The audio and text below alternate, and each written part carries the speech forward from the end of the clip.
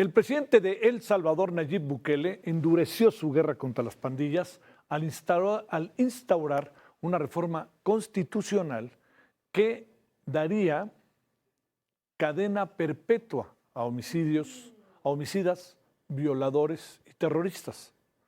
Hasta ahora la condena máxima era de 60 años con mecanismos de reducción de sentencia. La medida fue adoptada a pocos días de que se cumplan 4 años del régimen de excepción que ha dejado 91.500 detenidos sin orden judicial, acusados de ser integrantes o cómplices de las pandillas. Según cifras de World Prison Brief, en El Salvador hay 1.700 prisioneros por cada 100.000 habitantes, lo que coloca a El Salvador con la mayor población carcelaria en términos de densidad de población del mundo. El estado de excepción que impuso Bukele redujo a mínimos históricos los homicidios, pero es señalado por graves violaciones a los derechos humanos. La agrupación humanitaria Socorro Jurídico aseguró que unos 500 presos, 500, han muerto bajo ese régimen y hay una persecución brutal. Simplemente con traer un tatuaje, en muchos casos son detenidos, ¿no? Como ve, casi todos son detenidos. Se presume que es la idea de ir tras los maras salvatruchas, pero algo más, va más allá, ¿no? Sin dudar de lo que ha hecho los maras salvatruchas en El Salvador, que ha sido muy terrible, ¿no? Por su parte, un grupo de juristas internacionales denunció ante la Comisión Interamericana de Derechos Humanos que los crímenes de lesa humanidad del gobierno salvadoreño abarcan tortura, asesinatos, desapariciones forzadas, violencia sexual, persecución y otros actos inhumanos. Por su parte, Human Rights Watch señaló que el gobierno de Bukele mantiene en desaparición forzada a por lo menos 11 migrantes salvadoreños que, les recuerdo, fueron deportados por Estados Unidos hace un año. Me llama mucho la atención que está Oscar Anulfo Rivera, que fue asesinado ofreciendo misa y que más siempre estuvo a favor del pueblo. Bueno, ahí está a sus espaldas, es el cuadro de Oscar Anulfo Romero. Bueno, ante esto Bukele señaló a las mencionadas organizaciones. Hablemos de esto, ¿qué significa esto en un país como El Salvador? Y sobre todo porque viene siendo, ¿no? Ya es así como el conjunto de cosas que se han venido dando allá con el gobierno de Bukele. Alfredo Nateras, doctor en antropología e investigador de la Universidad Autónoma Metropolitana en su unidad Iztapalapa. Alfredo, te saludo con gusto, gracias por tu tiempo, ¿cómo has estado? Muy buenas noches. Javier, qué gusto saludarte de nueva cuenta. Gracias. Bien, aún a como está el mundo, bien. A ver, ¿qué reflexiones concita o piensas esto que luego se puede convertir para cómo anda Alfredo Centroamérica, pues en un efecto expansivo? Ya ves que ahora simplemente Costa Rica cerró su consulado Claro, allá en Cuba, ¿no? En La Habana, y ganó un sí. gobierno de derecha, ganó un gobierno de derecha en Honduras, Costa Rica, ya te dije, a ver, claro. Bueno, a ver, ¿qué piensas de todo esto, Alfredo?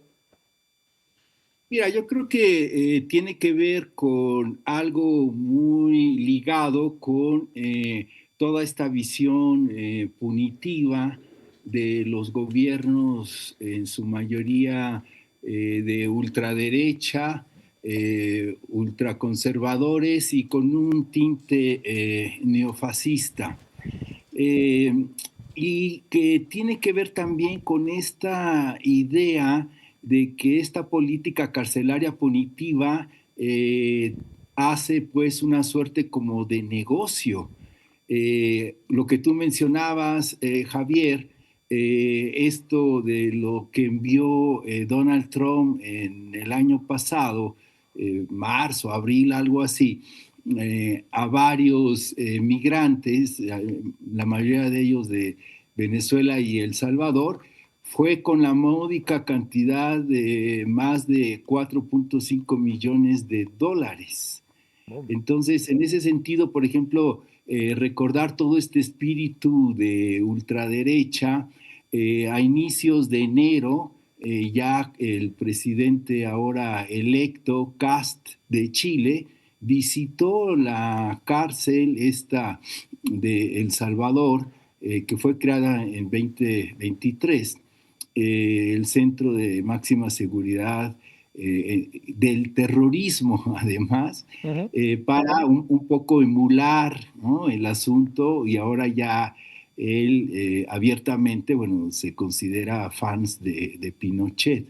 Y como decías también Costa Rica, ¿no? Costa Rica está haciendo una cárcel siguiendo el modelo de Bukele. Entonces yo creo que hay una parte ahí en términos de que es el instrumento jurídico carcelario que van a implementar estos gobiernos de la ultraderecha, pero como una cuestión de negocio.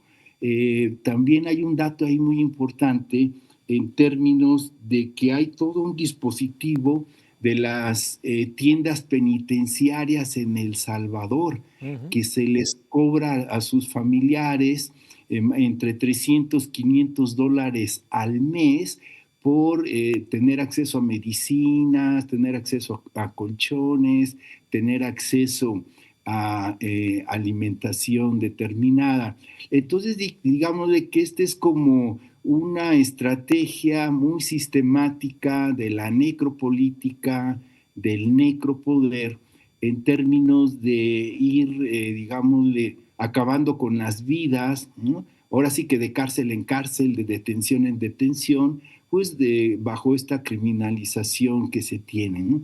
Y como empezaste el programa, me parece muy importante en términos de que este grupo, hay un grupo de 5 expertos que justamente hacen todo un reporte muy interesante documentando toda la violación de los derechos humanos. Inclusive se considera que hay tumbas clandestinas Sí. ahí en esta cárcel, violaciones también, detención de más de 3.500 niños y niñas, y que lo que hace también hay más de 540, 550 desapariciones forzadas y las muertes en custodia del Estado, ¿no?, salvadoreño. Entonces, estos prácticamente, este reporte y estos expertos van a hacer una demanda de crímenes de lesa humanidad contra el Contra gobierno Bukele. de...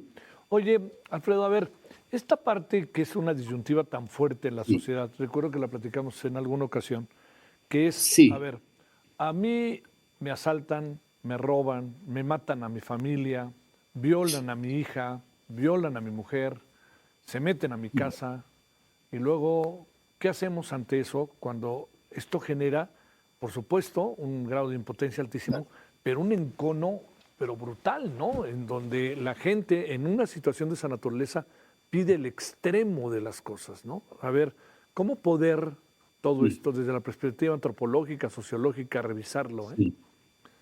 Mira, ese dilema tal cual, ¿no? Esa paradoja como tú la refieres es muy compleja, porque por una parte, bueno, tiene que ver más con el asunto de lo que tú sufriste o en este ejemplo que tú pones y demás.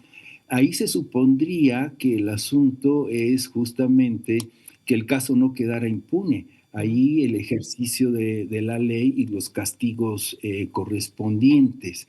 Eh, el asunto es que a veces esto no sucede y demás. Entonces, pues sea como sea, es el garante que tiene el Estado en términos de la jurisprudencia para llevar a cabo pues, las sanciones que correspondan, digámosle, en ese asunto. El otro asunto que ahí está, digámosle, como muy empantanado, es en términos del uso político en relación a esta nueva ley, que es lo preocupante. Mm. Cuestión de, por ejemplo, pena de muerte y además en relación a lo del terrorismo. Entonces, ahí está como el quid del uso político que va a haber en términos de seguir persiguiendo a los disidentes. Hay que recordar que ya hay presos políticos, una abogada importante, es una presa política en el gobierno De de Bukele. Bukele. Entonces, en ese sentido, digámosle que la ley pues se tiene que aplicar, ¿no? Y lo que sucede acá es que se está aplicando la violación de la ley para ejercer la ley, supuestamente. Y hay otra contradicción, Javier. El estado de excepción, digámosle, aún con la violación de todos los derechos humanos, bajó los índices de violencia y o de inseguridad de una forma muy digámosle, evidente, y entonces ya no hay razón de ser del estado de excepción. Ya no tendría que hacer el estado de excepción. Claro. Entonces, esa contradicción lleva entonces a la cuestión del uso político y o jurídico de una situación que se supone ya no está. Y también hay que decir otra cuestión. Esto es como, digámosle, recordar que Bukele negoció con las pandillas, la Mara Salvatrucha y la del Barrio de Hoyo, negoció para que bajaran los niveles de violencia, para que él pudiera controlar las cámaras, que al final de cuentas sí fue en las elecciones intermedias, y que en ese sentido después prebendas a favor de los líderes importantes de la MS y el Barrio 18, de mejores condiciones en las cárceles, o llevarlos a cárceles que no fueran tan duras, pero después los traicionó. Entonces, en ese sentido, digámosle que estamos viendo pues una suerte de hipocresía y demás. Los niveles, por ejemplo, de feminicidio han aumentado. Sin embargo, no se reportan por la categoría jurídica. Sí, claro. Entonces, en ese sentido, me parece que sí, fuese como fuese, pues los estados-nación tienen una jurisprudencia o tienen toda una suerte de legalidad que ante el hecho de, pues digámosle, para eso está la ley, ¿no? De que media el conflicto de la violencia. Si a mí me asesinan a un amigo, un colega, pues entonces todo el aparato jurídico está para la sanción correspondiente, ¿no? Si no, sería la ley de la selva, ¿no? Ojo por ojo y diente por diente. Claro. Entonces, oye, déjame eso. Déjame cerrar preguntándote, ¿encuentras que puede haber un efecto expansivo de esta práctica? ¿O qué es lo que ves, Alfredo? Sí, yo creo que yo sigo creyendo que es como todo un instrumento que está muy bien ligado con los gobiernos de ultraderecha y autoritarios neofascistas en América Latina, que cada vez son más. Entonces, es una estrategia muy bien imaginada. Es una concepción en términos de un estado populista o estados populistas en Costa Rica o en Milei o ahora en Chile y demás en términos de lo punitivo, ¿no? Con la violación constante de los derechos humanos. Entonces sí me parece muy delicado, me parece muy, digámosle, difícil, y que creo que lo más importante es que aún así existen instancias como las que tú mencionaste al inicio, de organizaciones, ¿no? Por ejemplo, la organización Cristosal o esta Socorro Jurídico y demás, que también en el caso, digamos, de los perseguidos políticos, inclusive gente que trabajó para el gobierno de Bukele, como Berta María de León, abogada, que están en el exilio. Y a partir del exilio están, digámosle, abriendo los espacios para, digámosle, hacer toda la brecha jurídica de demandas. Entonces, sí es muy delicado, pero que tiene que ver con cómo está el mundo. O sea, no está desligado, por ejemplo, esta reunión que hubo del escudo de las Américas. Sí, allá en Florida. En Florida, recientemente, pues tiene que ver con esta lógica, ¿no? Es, digamos, de la lógica de los gobiernos punitivos de ultraderecha neofascistas que desgraciadamente están avanzando en América Latina. Alfredo Nateras, te mando un saludo. Gracias. Igual, que estuviste con nosotros. Gracias por tu tiempo. Gracias por tu tiempo. No, gracias. Como siempre. Gracias. Hasta luego. Gracias. Chao.